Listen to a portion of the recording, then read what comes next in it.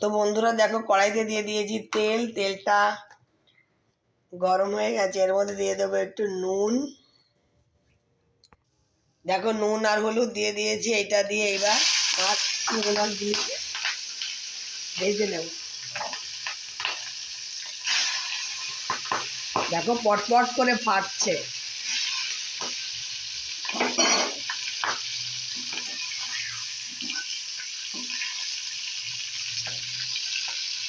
লাল লাল করে চিংড়ি মাছগুলোকে ভেজে তুলে নেব। তো দেখো এক পাশ ভাজা হয়ে গেছে, আর এক পাশ উল্টে দিচ্ছি।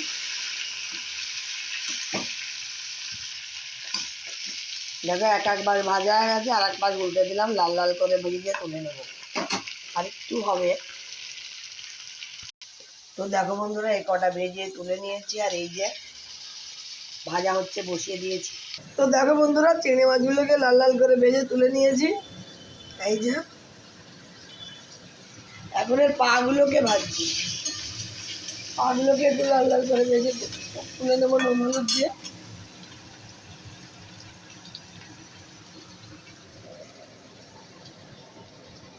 চিংড়ি মাছগুলো কিন্তু বেশ বড় বড় আছে। এখানে দেখো এই কটা চিংড়ি কিন্তু 500 গ্রাম, বেশ বড় বড়ই রয়েছে চিংড়িগুলো। তো চলো পাগুলো প্রায় ভাজা হয়ে গেছে, এগুলোকেও তুলে নিই।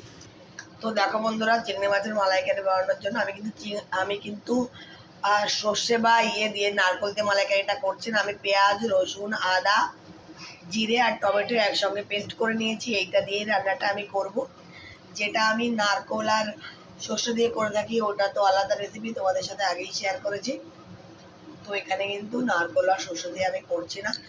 তো দেখো কড়াইয়ের মধ্যে আমার তেল তো রয়েছে, আরও কিছুটা দেবো। তো দেখো এখানে ভাজার তেল তো ছিল, তার মধ্যে আরেকটু তেল আমি দিয়ে দিয়েছি। দেখো কালো কালো দেখাচ্ছে। এর মধ্যে আমি দিয়ে দেবো তেজপাতা ফোড়ন।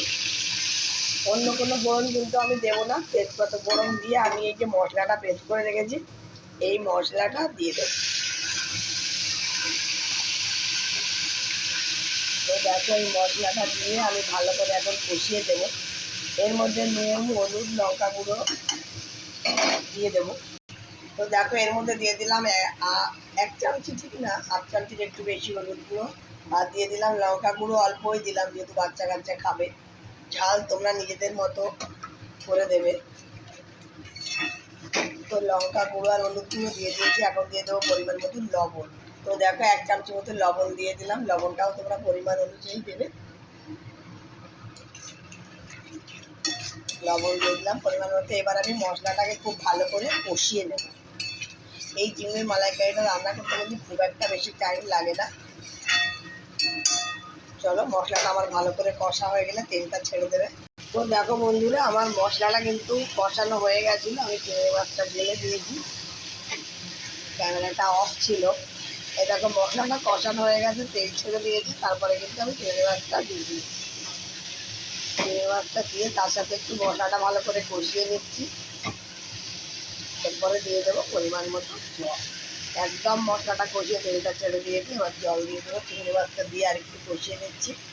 দেখো বন্ধুরা জল দিয়ে দিচ্ছি। যে থালাটার মধ্যে চিংড়ি মাছটা ছিল ওই থালাটার মধ্যেই জলটা দিলাম, যেহেতু তেল লেগেছিল। তো চলো আমার তো এর মধ্যে মশলাপাতি সব দেওয়াই আছে, নুন হলুদ সব দিয়ে দিয়েছি। তো চিংড়ি মাছটা দিয়ে একটু ভালো করে ফুটবে, একটু মাখো মাখো হবে, তারপরে গরম মশলা দিয়ে নামিয়ে নেবো। তো চলো আমি মাছ পা সবই দিয়ে দিয়েছি, মানে মাছের সঙ্গে মশলাটা একটু কষিয়ে দিয়েছি। তো চলো ওটা ফুটে উঠুক ভালো করে। তো দেখো বন্ধুরা আমার মাছের ঝোলটা কিন্তু ফুটে গেছে। এই যে চিংড়ি মাছের মালাইকারিটা আর একটু মাখা মাখা হলে এটাকে নামিয়ে নেব। দেখো ফুটছে আর কত সুন্দর একটা কালার এসছে। তোমরা তো দেখেইছো আমি অল্প একটু একদম লঙ্কা গুঁড়ো দিয়েছি। হ্যাঁ বললাম তো যে পেঁয়াজ, রসুন, আদা, জিরের সঙ্গে আমি টমেটোটাও পেস্ট করে দিয়েছি।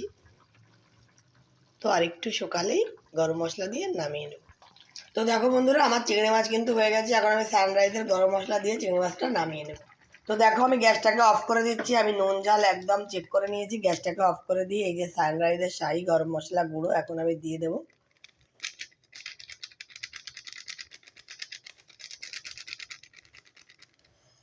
সানরাইজের গরম মশলা গুঁড়ো দিয়ে দিলাম। দিয়ে আমি এখন একটুখানি ভালো করে নাড়িয়ে নেব। একদম কিন্তু মাখা মাখা করিনি, একটু গ্রেভি রয়েছে, একটু গ্রেভি না থাকলে তো এটা ভাত দিয়ে খাবে, তো সেই জন্য অল্প গ্রেভি রেখেছি। গ্রেভিটা কিন্তু মাখো মাখোই মানে ঘন গ্রেভি আছে, যেটা বোঝা যাচ্ছে না এখন ঠিক করে, ঠান্ডা হয়ে গেলে বোঝা যাবে। তো চলো এই দেখো ইয়াম্মি টেস্টি কি সুন্দর কালার এসছে।